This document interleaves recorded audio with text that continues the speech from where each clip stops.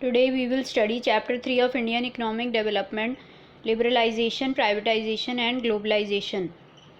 Reasons और need for economic reforms. उस time पे न्यू इकोनॉमिक पॉलिसी या फिर इकोनॉमिक रिफॉर्म्स की नीड क्यों हुई. The economic condition of India in 1991 was very miserable. जो इकोनॉमिक कंडीशन थी इंडिया की 1991 में वो बहुत ख़राब थी due to following reasons. First, poor performance of public sector. जो भी गवर्नमेंट या पब्लिक सेक्टर इंटरप्राइजेज थी वो ज़्यादातर ह्यूज लॉसेस में जा रही थी. Except for few public enterprises there were huge losses incurred by many public sector enterprises. Second, deficit in balance of payment और बीओपी. बैलेंस ऑफ पेमेंट क्या होता है? जो भी इकोनॉमिक ट्रांजेक्शन्स होती हैं between residents of a country and rest of the world. हमारी country और बाहर की कंट्रीज़ के बीच में जो भी इकोनॉमिक ट्रांजेक्शन्स होती हैं उनको कहते हैं बैलेंस ऑफ पेमेंट. तो जब भी हम बाहर की कंट्रीज से ट्रांजैक्शन करते हैं तो क्या होता है, मान लो हम कुछ इंपोर्ट कर रहे हैं और कुछ एक्सपोर्ट कर रहे हैं. तो अगर हम इंपोर्ट ज़्यादा करेंगे तो हमारी कंट्री का पैसा बाहर जाएगा और एक्सपोर्ट करने से क्या होता है, हमें पैसा मिलता है बाहर की कंट्री से. तो एक्सपोर्ट से रेवेन्यू मिलता है और इंपोर्ट से पेमेंट जाती है. तो when foreign payment for import exceeds foreign receipts from export, यानी कि जब इंपोर्ट राइज हो जाते हैं, there was sharp rise in import, तो हमें बाहर पेमेंट ज़्यादा देनी पड़ रही है. And slow growth of export. Export कम होने से क्या होता है कि हमारे को रेवेन्यू कम मिल रहा है, तो इससे हमें नुकसान होगा. तो इंपोर्ट बहुत ज़्यादा हो गए थे उस टाइम पे और एक्सपोर्ट्स उतने नहीं थे. क्यों एक्सपोर्ट इतने नहीं थे? हमारी कंट्री से ज़्यादा एक्सपोर्ट नहीं हो पा रहा था due to low quality and high price of Indian goods. क्योंकि हमारे गुड्स की क्वालिटी बहुत लो थी, इंटरनेशनल स्टैंडर्ड से कोई भी उसका कंपटीशन नहीं था. And high price of Indian goods, और इंडियन गुड्स के प्राइजेस भी ज़्यादा थे और क्वालिटी भी लो थी. इस वजह से एक्सपोर्ट कम थे और हम इंपोर्ट ज़्यादा कर रहे थे. Inflationary pressure. There was consistent rise in general price level in the economy due to increase in money supply and shortage of essential goods. Prices बहुत ज़्यादा कंसिस्टेंटली राइज कर रहे थे. क्यों? क्योंकि एक तो मनी सप्लाई ज़्यादा था और कुछ गुड्स की शॉर्टेज हो रही थी. गुड्स की जब भी शॉर्टेज होगी तो प्राइजेस बढ़ने लग जाते हैं. इस वजह से shortage of essential goods, price बढ़ते जा रहे थे, इन्फ्लेशन बढ़ती जा रही थी. Fall in foreign exchange reserves. Fall in foreign exchange reserves में क्या होता है, जो भी हमारे पास फॉरेन एक्सचेंज रिजर्व्स होते हैं अदर कंट्रीज़ का, जो भी डॉलर्स वगैरह, पाउंड्स, ये सब होता है, वो धीरे धीरे डिक्लाइन होता जा रहा था. इतना ज़्यादा कम हो चुका था क्योंकि हम बाहर से कुछ भी अगर लेते हैं तो हमें फ़ॉरेन एक्सचेंज में पेमेंट करनी पड़ती है. तो हम जो भी इंपोर्ट कर रहे हैं तो हमें उसको फ़ॉरेन करेंसी में देना पड़ेगा. तो फ़ॉरेन एक्सचेंज रिजर्व्स इतने ज़्यादा कम हो गए थे कि हम 2 वीक्स के इंपोर्ट की पेमेंट करने लायक भी नहीं बचे थे.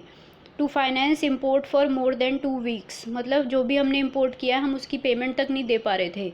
And to pay interest that need to be paid to international lender. जो भी हमने रेस्ट ऑफ द वर्ल्ड बाहर के लोगों से लोन लिया है उसका इंटरेस्ट भी हमें फ़ॉरेन करेंसी में पे करना पड़ेगा. तो उतनी फ़ॉरेन एक्सचेंज रिजर्व्स थे ही नहीं कि हम इंटरेस्ट दे पाएँ rest of the world international lenders को जिनसे हमने लोन लिया है. Huge burden of debt. Government जो है वो डेप्ट में धंसती जा रही थी. The expenditure of government was more than revenue. Government का एक्सपेंडिचर तो बहुत ज़्यादा था लेकिन उतना रेवेन्यू नहीं था. इस वजह से गवर्नमेंट को बोरो करना पड़ता था banks, public and other international financial institution से. तो वो डेप्ट में फंसती जा रही थी.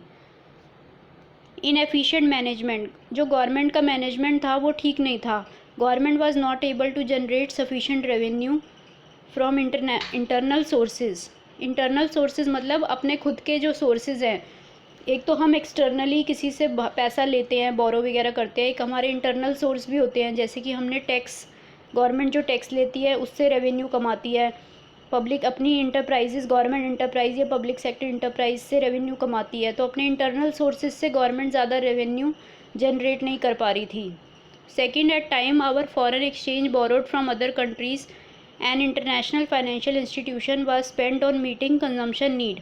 और जो भी हम बाहर की कंट्रीज़ से बोरो कर भी रहे थे वो भी हम कंजम्पशन नीड्स यानी कि अपनी कंट्री के भले के लिए उसको यूज़ नहीं कर रहे थे. हम कंजम्पशन नीड्स यानी कि फ़ालतू की चीज़ों के लिए हम उसे, गवर्नमेंट उसे यूज़ कर रही थी. Government expenditure began to exceed it revenue by such large margin that meeting the expenditure through borrowing become unsustainable। इतना ज़्यादा गवर्नमेंट का एक्सपेंडिचर बढ़ता जा रहा था और उतना रेवेन्यू नहीं था, इस वजह से गवर्नमेंट को बहुत ज़्यादा बोरो करना पड़ रहा था, जो कि एक लिमिट तक ही ठीक लगता है। उसके बाद बहुत प्रॉब्लम हो जाएगी, क्योंकि हम फिर डिपेंड होने लग जाएंगे बाहर की कंट्रीज़ के लिए। नेक्स्ट, अब इतना कुछ होने के बाद इकोनॉमिक क्राइसिस में इंडिया फंस गई 1991 में। तो अब क्या होगा? 1991 इंडिया गवर्नमेंट अप्रोच। तो अब इतना ज़्यादा इकोनॉमिक क्राइसिस में 1991 में इंडिया फंस गई, तो इंडियन गवर्नमेंट ने किसको अप्रोच किया? World Bank and international monetary fund IMF को। तो वर्ल्ड बैंक और IMF ने $7 बिलियन का लोन दिया इंडिया को। लेकिन कोई हमें लोन देता है तो बदले में हमसे कुछ एक्सपेक्ट भी करता है। तो जब वर्ल्ड बैंक IMF ने लोन दिया तो उन्होंने क्या कंडीशन रखी कि इंडिया को लिबरलाइज होना पड़ेगा, ओपन अप करनी पड़ेगी इकोनॉमी। इसका क्या मतलब है?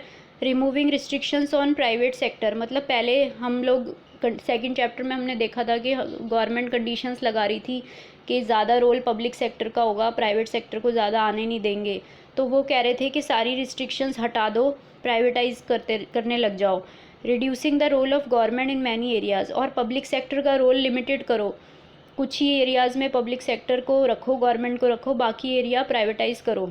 रिमूविंग ट्रेड रिस्ट्रिक्शन, पहले हम सेकंड चैप्टर में हमने देखा था काफ़ी हम इंपोर्ट्स को डिस्करेज करने के लिए क्या कर रहे थे? टैरिफ कोटा लगा रहे थे। लेकिन वर्ल्ड बैंक ने क्या बोला? रिमूविंग ट्रेड रिस्ट्रिक्शन, सारी ट्रेड रिस्ट्रिक्शन हटा दो इंडिया और अदर कंट्रीज़ के बीच में, यानी कि अब आराम से इंपोर्ट एक्सपोर्ट हो सके, कोई भी रिस्ट्रिक्शन टैरिफ कोटा ना हो। India agreed to the condition of World Bank and IMF, India को मानना पड़ा वर्ल्ड बैंक और IMF की कंडीशन को। और इंडिया ने फिर कौन सी पॉलिसी अनाउंस की? New economic policy in July 1991, यानी कि प्राइवेटाइजेशन, ग्लोबलाइजेशन एंड लिबरलाइजेशन, जो कि हम आगे अलग अलग पढ़ेंगे। Thank you.